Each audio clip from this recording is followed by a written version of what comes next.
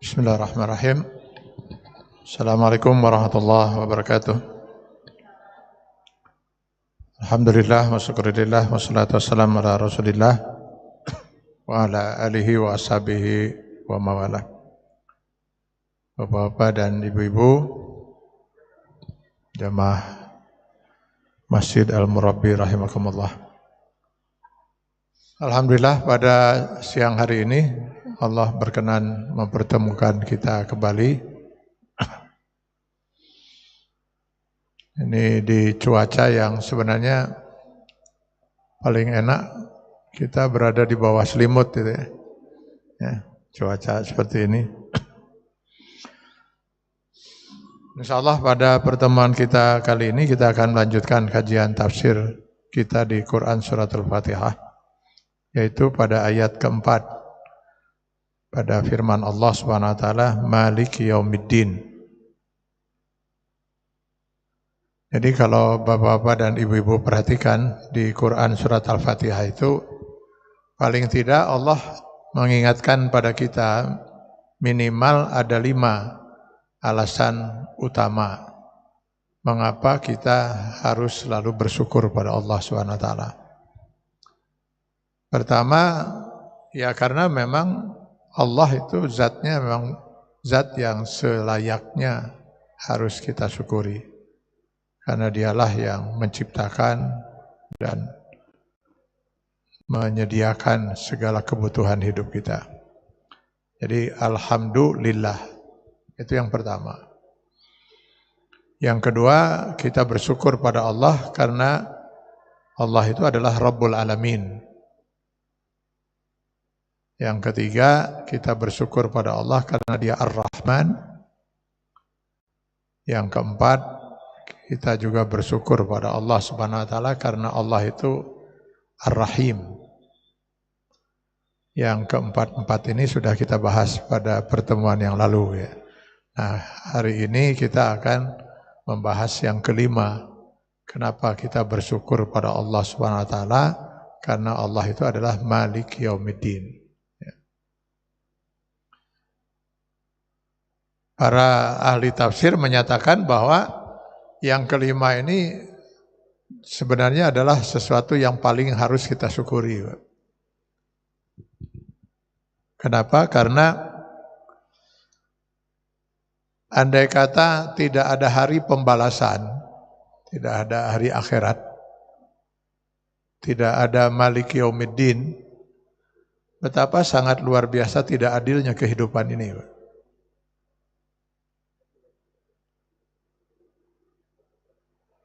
Berapa banyak manusia di dunia ini yang dizolimi sampai dia tidak bisa memperoleh hak-haknya gitu. Bahkan sampai merenggut nyawa.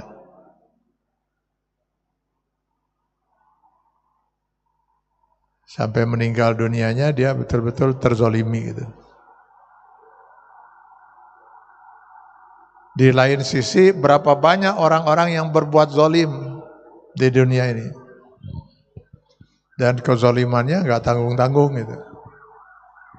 Menzolimi sekian ratus orang, sekian ribu orang, sekian juta orang. Tapi karena dia itu berkuasa, nggak ada satupun yang bisa menghukum dia sampai matinya itu. Andai kata tidak ada kehidupan di akhirat, tidak ada Malik Yaumiddin, betapa tidak adil kehidupan ini.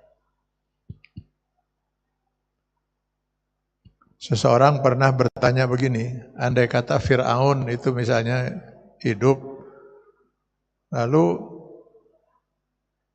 atau Hitler yang katanya membunuh sekian juta orang itu ya. Andai kata mau kita hukum, selayaknya dihukum apa itu? Yang seimbang dengan perbuatan dia gitu. Nggak akan ada. Hukum mati dia, mati selesai. Apa seimbang itu dengan sekian juta manusia yang dia bunuh? Enggak seimbang. Maka di akhiratlah kita semua manusia akan memperoleh kemahadilan Allah Subhanahu wa taala. Ya. Tidak ada sekecil apapun kezoliman kecuali seseorang yang berbuat zalim itu harus akan merasakannya. Dan tidak ada kezaliman menimpa seseorang kecuali dia akan memperoleh haknya di akhirat nanti.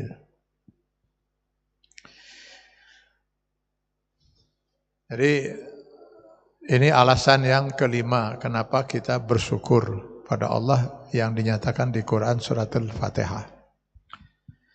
Nah, ayatnya sendiri Maliki Yaumiddin, kata Malik ini ada dua bacaan. Yang pertama boleh dibaca dengan dipanjangkan huruf mimnya dua harakat. Misalnya jadi Maliki Yaumiddin. Ya. Bisa juga dibaca dengan dipendekkan mimnya.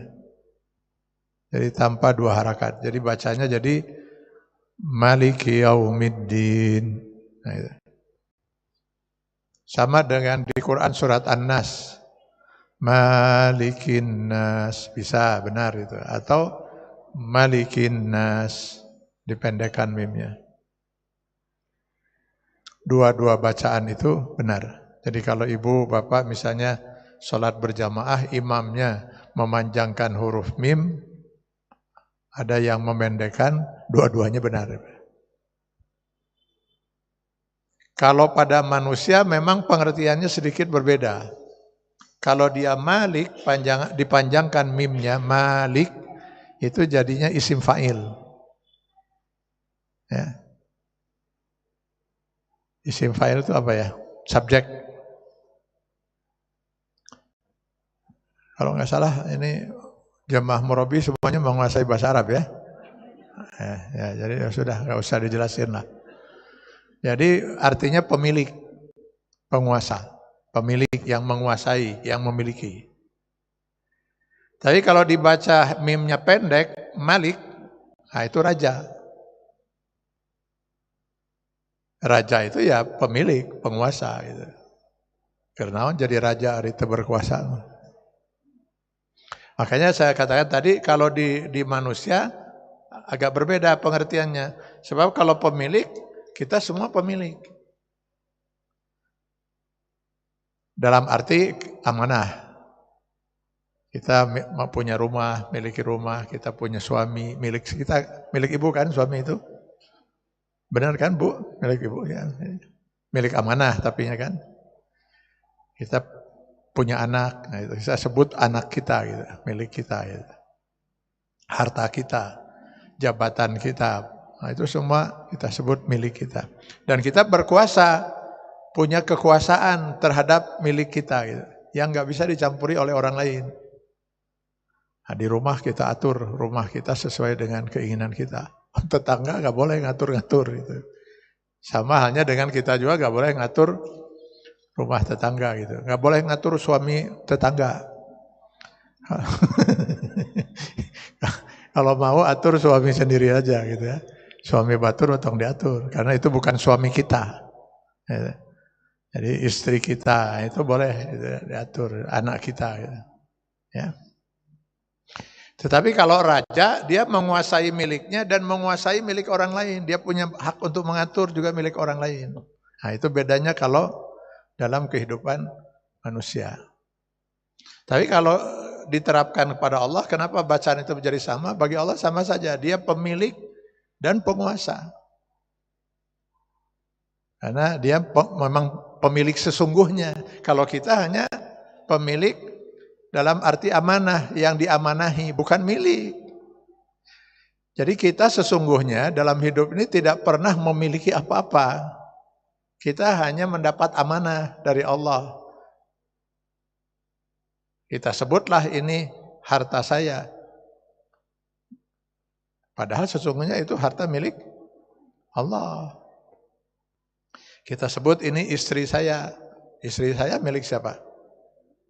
Bukan milik saya, milik Allah. Kita sebut ini anak saya. Padahal bukan anak milik saya. Saya hanya diamanahi oleh Allah. Sesungguhnya yang memiliki anak saya siapa? Allah. Makanya ketika semua kepemilikan yang diamanahkan oleh Allah itu diambil lagi oleh pemilik yang sesungguhnya Allah, maka kita akan mengatakan inna lillahi inna ilaihi rajiun. Kita semua berasal dari Allah, milik Allah, dan kita semua akan kembali kepada pemiliknya, yaitu Allah Subhanahu wa taala. Nyawa ini milik siapa? Milik Allah. Jadi jangankan harta, nyawa sendiri bukan milik kita. Makanya Allah Subhanahu wa taala itu sangat luar biasa murka kepada mereka yang mengkhianati amanah yang Allah titipkan. Nah, termasuk nyawa. Ini kembali ya, terjadi lagi di Bandung ini ya. Ya nggak tahulah ini kita sesungguhnya bagaimana yang terjadi itu. Tapi yang faktanya yang ada orang katanya bunuh diri itu dengan bom bunuh diri gitu. Ya tentu ini karena yang bersangkutan memakai atribut Islam, malah channel KTP-nya Islam, ini menyedihkan bagi kita umat Islam. Sebab ajaran Islam mana yang membenarkan ini gitu. Ini siapa ini orang ini? Sehingga terfikir oleh kita siapa yang mencuci otak manusia ini gitu, untuk memfitnah Islam dan memfitnah umat Islam. Dalam Islam itu bunuh diri, itu kalau bunuh diri itu dalam hadis Sahih Bukhari dan Muslim, itu diancam abadi di neraka. Orang bunuh diri itu. Sampai dicontohkan oleh Rasul, kalau dia menikam misalnya perutnya dengan pisau, dengan besi, nanti di neraka Allah siapkan itu besi. Lalu kerjanya gitu aja, dia tikam, mati, hidupkan lagi oleh Allah terus, selama-lamanya. Kalau dia bunuh diri dengan minum racun, Allah siapkan nanti di neraka racun. Sok minum, mati dia. Minum deh, minum, mati. Terus saja begitu, selama-lamanya. Kalau dia misalnya bunuh diri dengan menjatuhkan diri ke dalam jurang misalnya, maka oleh Allah siapkan di neraka itu semacam jurang. Sok ajeleng-ajelengan kadinya. Ajeleng itu. Mati, hidupkan lagi, jeleng deh, mati. Selama-lamanya. Karena ancaman di dalam hadis itu, ancamannya adalah khalidina fiha, selama-lamanya, maka sebagian ulama kemudian berpendapat orang yang mati bunuh diri itu mati dalam kekafiran. Mati di dalam kekafiran. Karena yang terancam abadi di neraka hanya orang kafir. Gitu. Kok bisa dia mati dalam kekafiran? KTP-nya Muslim. Sebelum bunuh diri dia sempat sholat dulu, 15 menit sebelumnya dia sholat. Yang mungkin pada saat setelah 15 menit itu dia sudah tidak memiliki lagi keimanan. Misalnya kalau dia bunuh diri karena putus asa gitu. Sedangkan dalam Quran surat Yusuf 87 Allah menyatakan wala tayasu min rahillah innahu la yayas min rahillah illal qaumil kafirin. Enggak ada yang berputus asa dari rahmat Allah kecuali orang kafir.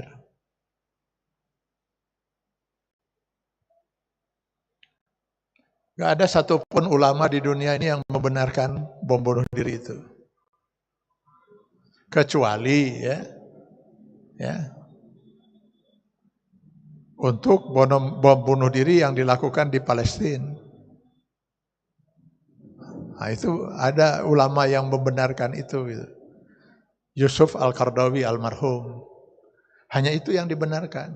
Karena memang situasinya situasi perang.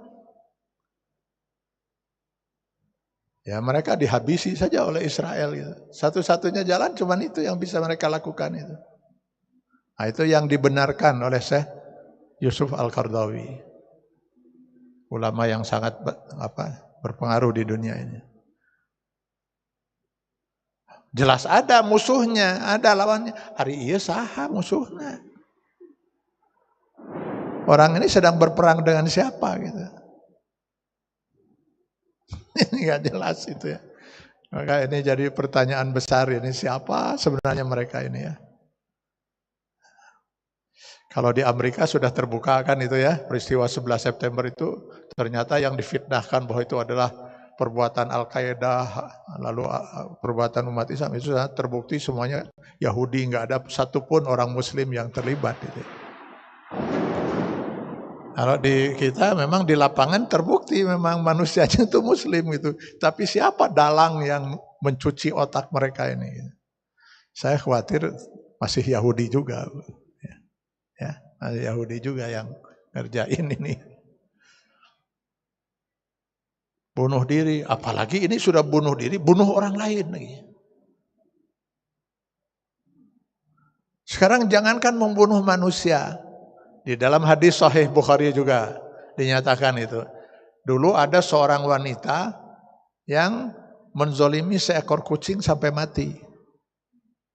Ini kejadiannya bukan di zaman Rasul sebelumnya. Jadi ada seorang wanita entah kunaon eta keheul-keheul teuing ka ucing eta teh. Lalu disiksa oleh dia, setelah disiksa dikurung, setelah dikurung gak diberi minum dan makan sampai mati. Kata Rasul, wanita ini masuk nanti di akhirat masuk neraka karena menzalimi seekor kucing. Nah, kalau membunuh seekor kucing saja bisa mengantarkan orang masuk neraka, bagaimana dengan membunuh seorang manusia? Nah, bagaimana kalau yang dibunuh itu bukan seorang manusia, tapi sekian manusia itu? Gimana ini? Jadi ini bertentangan, bertolak belakang 1000% kalau menurut saya dengan ajaran Islam. Dalam ajaran Islam itu, dalam situasi perang saja, ini situasi perang ini misalnya. Umat Islam sedang diserang misalnya kan, maka harus diupayakan jangan sampai ada satu binatang pun yang terbawa mati. Binatang, usahakan jangan sampai, kalau bisa jangan ada yang binatang yang mati karena akibat perang. Kalau bisa jangan ada pohon yang tumbang. Kalau bisa gitu ya. Kalau dulu karena perangnya masih begini ya. Diusahakan untuk supaya jangan ada pohon yang tumbang. Jangan pernah ada seorang manusia yang tidak memegang senjata ikut mati. Anak kecil, orang tua, wanita. Nggak boleh sama sekali dalam Islam. Ini ajaran Islam yang luar biasa agung dan mulia seperti ini ya.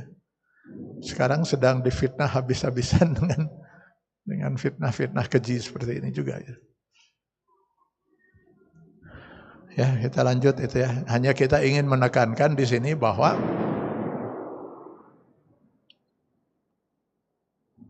semua yang kita sebut milik kita itu adalah amanah titipan. Nah, nanti Bapak Ibu sekalian, di yaumil hisab Allah akan meminta pertanggungjawaban tentang amanah itu gitu. Saya amanahi kamu hidup selama sekian puluh tahun. Kamu pergunakan untuk apa saja kehidupan ini.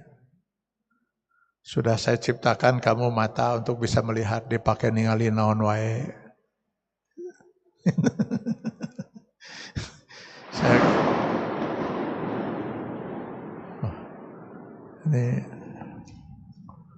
Ini ngaji seperti dalam situasi perang. Ya.